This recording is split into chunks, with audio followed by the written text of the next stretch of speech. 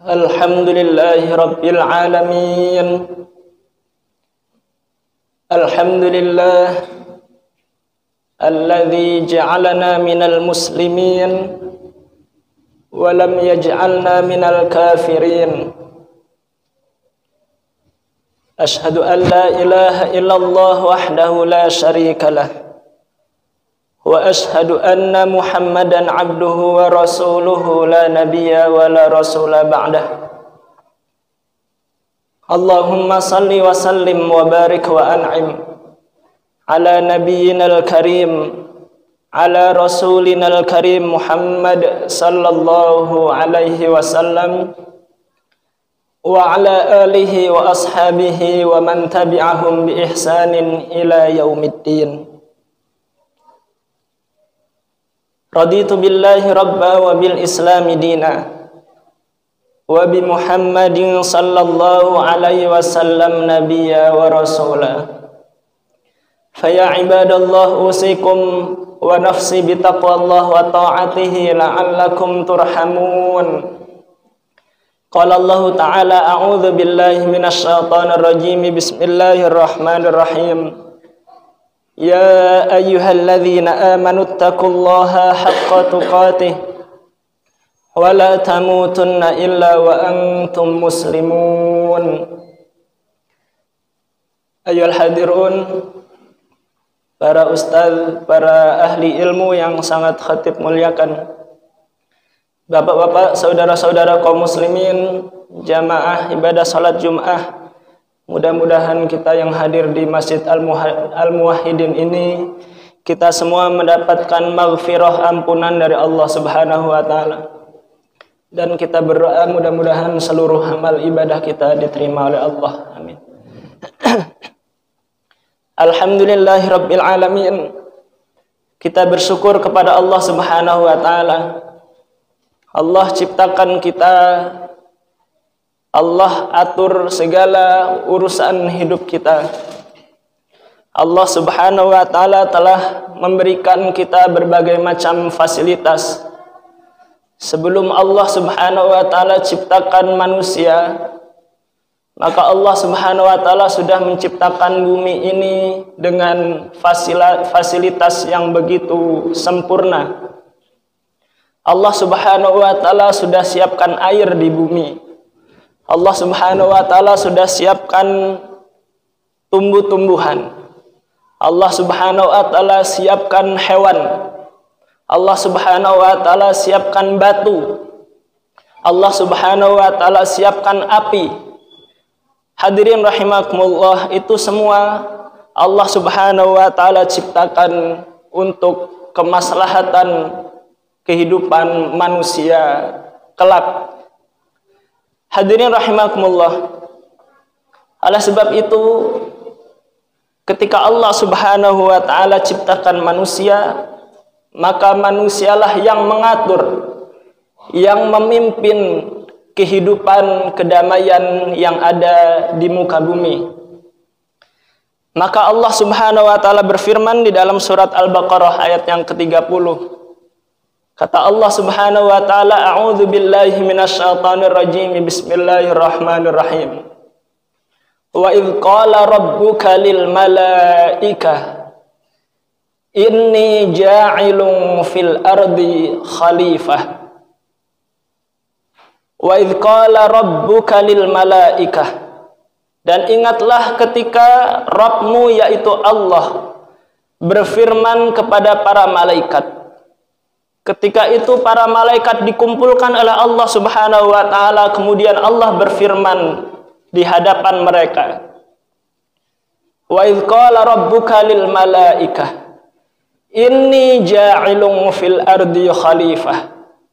Ketika para malaikat sudah berkumpul, maka Allah Subhanahu wa Ta'ala berfirman kepada mereka, kepada para malaikat, wahai malaikat, sesungguhnya aku menjadikan di atas muka bumi yaitu khalifah, seorang pemimpin.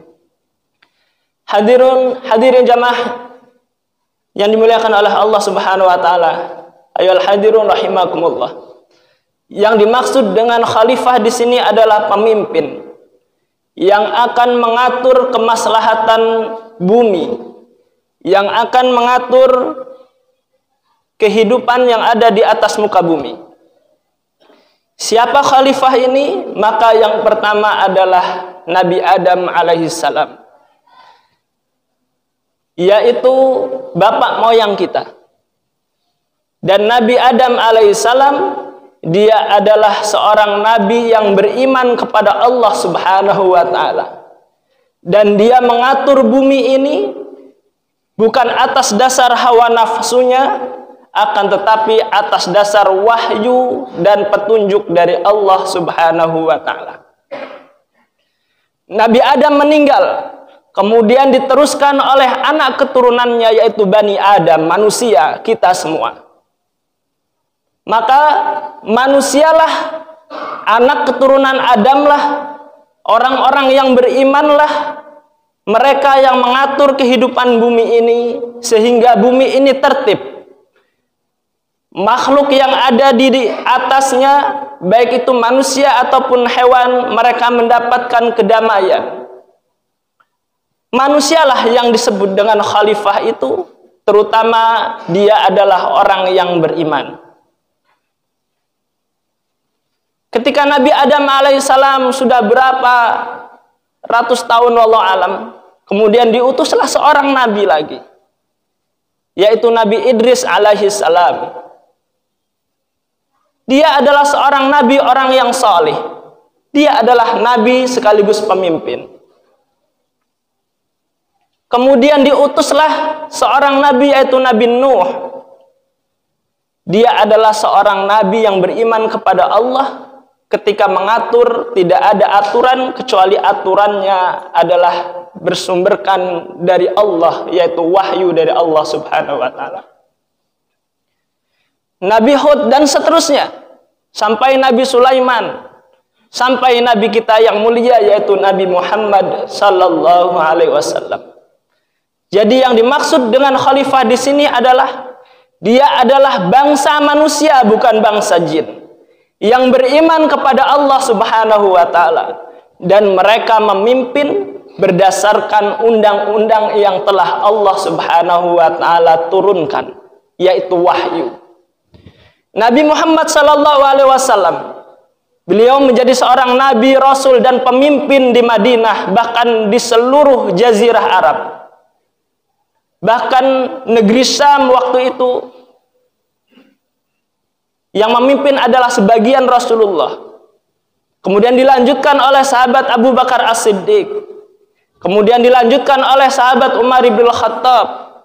Sampai nanti akhirnya runtuhnya Turki Utsmani pada tahun 1924. Dan ini merupakan para khalifah, para pemimpin, yang mana mereka adalah orang yang beriman kepada Allah.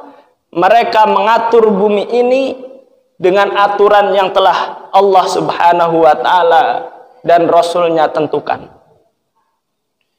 Hadirin jamaah Jum'ah rahimakumullah.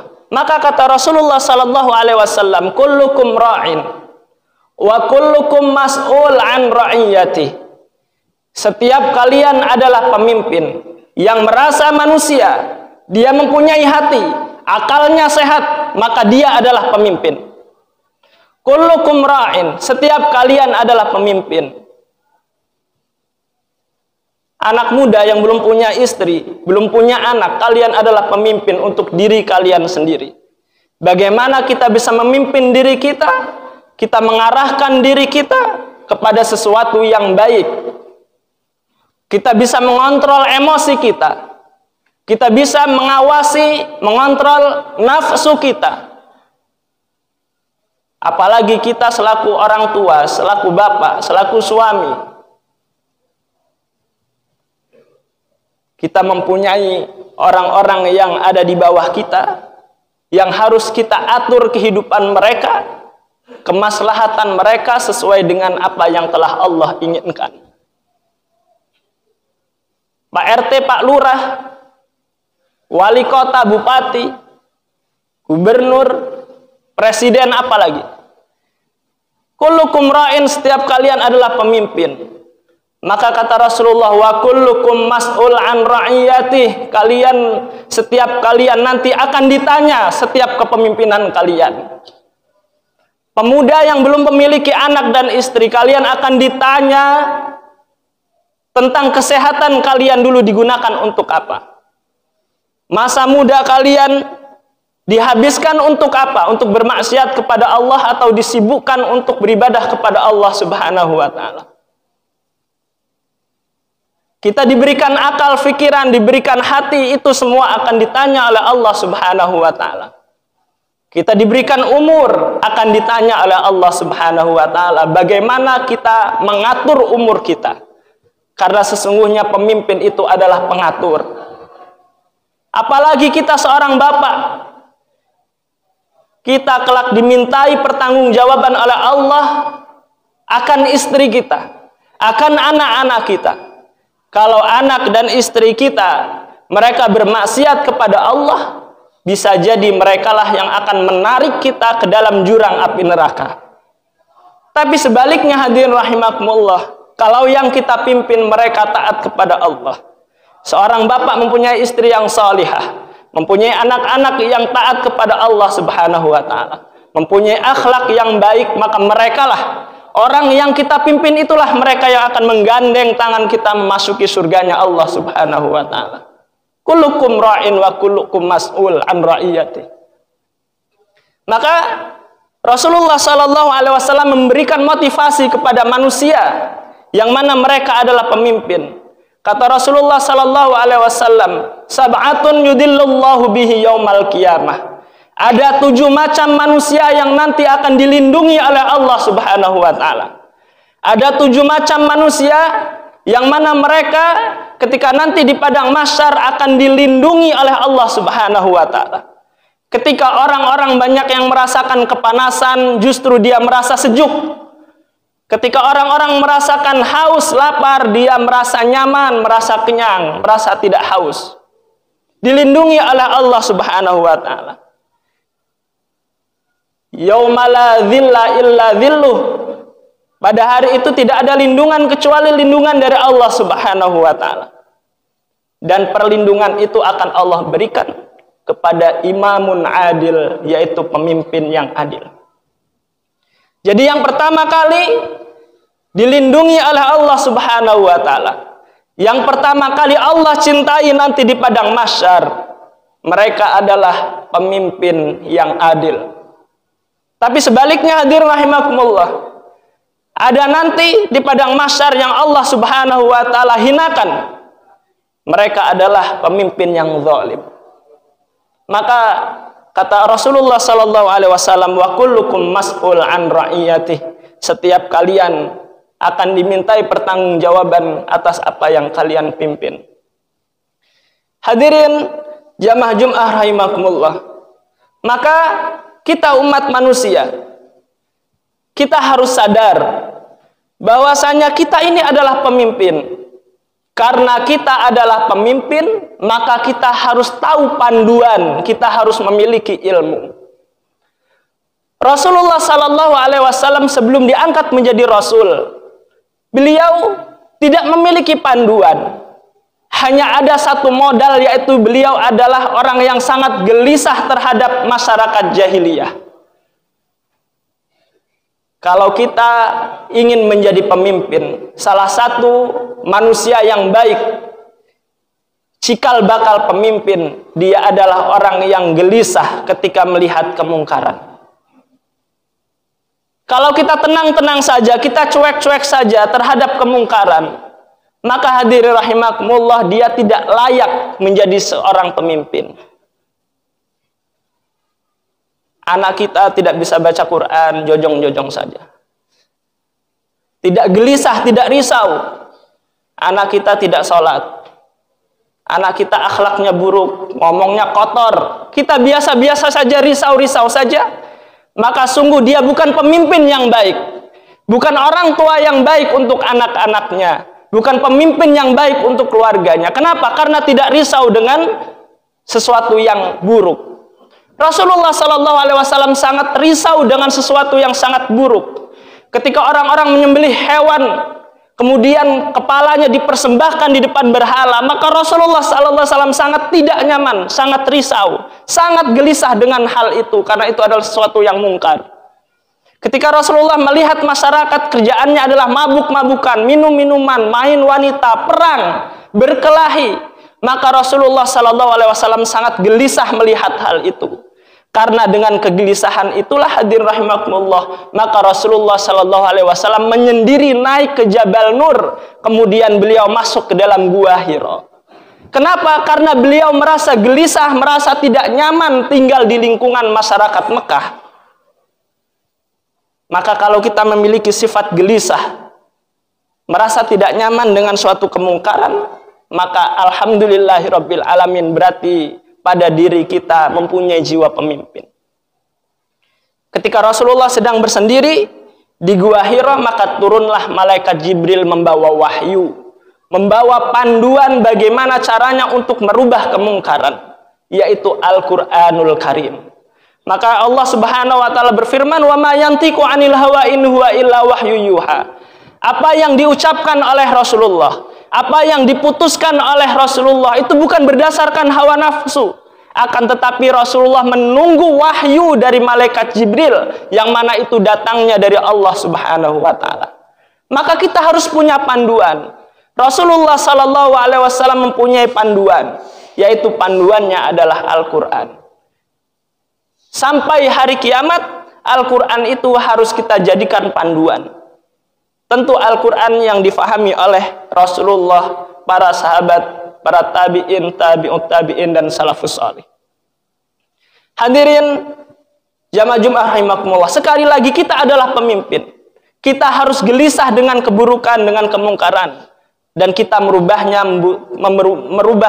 suatu keburukan itu butuh ilmu, butuh panduan. Dan panduannya lengkap ada di dalam Al-Quran, lengkap ada di kumpulan hadis-hadis Nabi Sallallahu Alaihi Wasallam.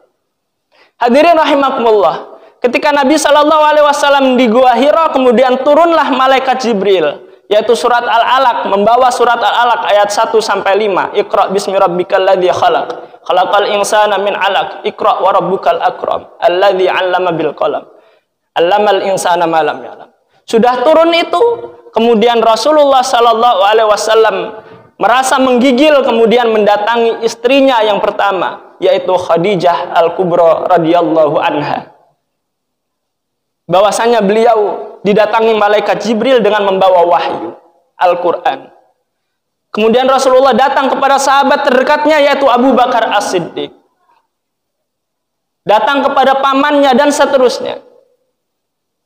Kenapa hadir rahimakumullah? Karena Rasulullah Sallallahu Alaihi Wasallam membutuh dukungan, butuh orang-orang salih, butuh tim untuk merubah kemungkaran yang ada di kota Mekah pada waktu itu.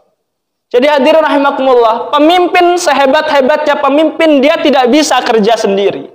Kita butuh orang-orang yang baik, kita butuh orang-orang yang saleh yang mendukung kita.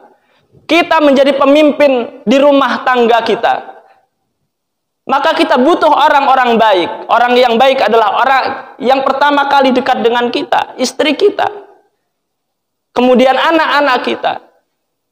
Rasulullah Sallallahu Alaihi Wasallam mendatangi istrinya Khadijah radhiyallahu anha, kemudian sahabatnya yaitu Abu Bakar As-Siddiq. Ini merupakan kerjasama yang akan Rasulullah Sallallahu Alaihi Wasallam ajak kepada mereka, yaitu untuk merubah kemungkaran. Maka pemimpin yang baik, dia adalah orang yang gelisah dengan adanya keburukan, tidak nyaman-nyaman dengan sesuatu yang buruk. Pemimpin yang baik, dia mempunyai panduan. Panduannya adalah Al-Quran, sunnah-sunnah Nabi Sallallahu Alaihi Wasallam. Pemimpin yang baik, mereka mempunyai sahabat-sahabat yang baik.